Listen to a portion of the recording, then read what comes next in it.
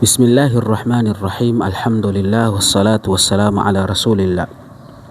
Tunajifunza kutoka katika mafundisho ya Mtume Muhammadin sallallahu alaihi wasallama, moja katika mafundisho yake.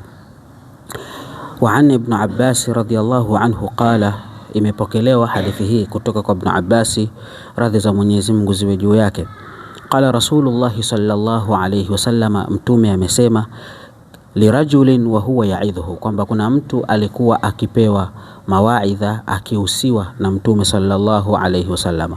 Mtume akimuhusia nini mtu huyu?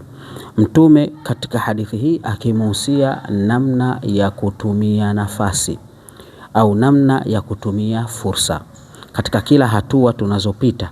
Maana yake tunatakiwa tutumie fursa kwa mujibu wa hatua hizo, na moja katika hayo mambo ambayo Mtume sallallahu alaihi wasallam alimuhusia mtu huyo, alimwambia igtanim khamsan qabla khamsin, kwamba unatakiwa utumie fursa katika mambo matano kabla ya kufikiwa na mambo matano. Maana yake hayo mambo matano ndio mambo ambayo yana fursa ndani yake. Mambo matano ya pili ni mambo ambayo ni ya kuchuma na kupata faida ya zile fursa ulizozitumia katika hayo mambo matano ya mwanzo. Jambo la mwanzo akamwambia shababaka kabla haramika, ujana wako kabla ya utu uzima wako. Ujana ndio wakati ambao tuna nguvu, ndio wakati ambao tunaweza kuyafanya mambo ambayo pengine kikawaida yasiwezekane kufanyika katika wakati usiokuwa wa ujana. Maana yake tunatakiwa tutumie fursa ya ujana tuliopewa kabla ya utu uzima wetu na kabla ya uzee wetu. La pili, wasihataka kabla sakamika, unatakiwa uitumie vyema afya yako kabla ya maradhi. Ikiwa ni ibada, basi wakati ambao una afya fanya ibada kweli kweli.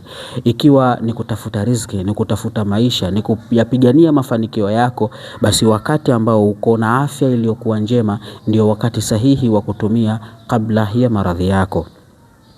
Wa ghinaka kabla fakrika, na utajiri uliopewa kabla ya kufirisika. Ni jambo ambalo linawezekana kwa Mwenyezi Mungu Subhanahu wa Ta'ala kuwa una mali nyingi, lakini na baadaye ukafirisika, ukapoteza mali hizo.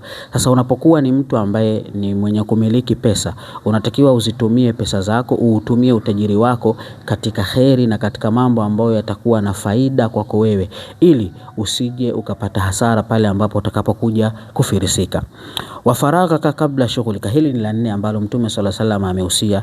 Wa faraghaka kabla shughulika, ule wakati ambao ni wa faragha, wakati ambao umetulia, huna majukumu, wakati huo utumie katika kuijenga akhira yako. Wakati huo utumie katika kufikiria uwepo wa Mwenyezi Mungu Subhanahu wa Ta'ala.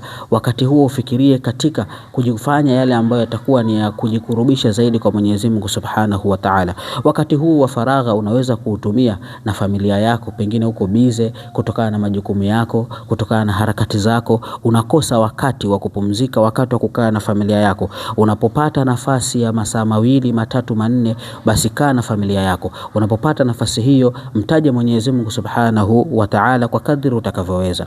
Na la mwisho, wa hayataka kabla mautika, huu hai ambao tumepewa tunapaswa tuutumie kabla ya kufa kwetu. Mmoja katika wasemaji akasema kwamba uhai ni sawasawa na dakika au na sekunde, kwa maana muda wowote uhai huo unapokonywa katika maisha yako. Hivyo tunapaswa kutumia fursa hii ya uhai tulionao katika kupambana, katika kuitengeneza akhira yetu, katika kupambana kuitengeneza dunia yetu na mengine mengi ambayo yanatuzunguka katika maisha yetu.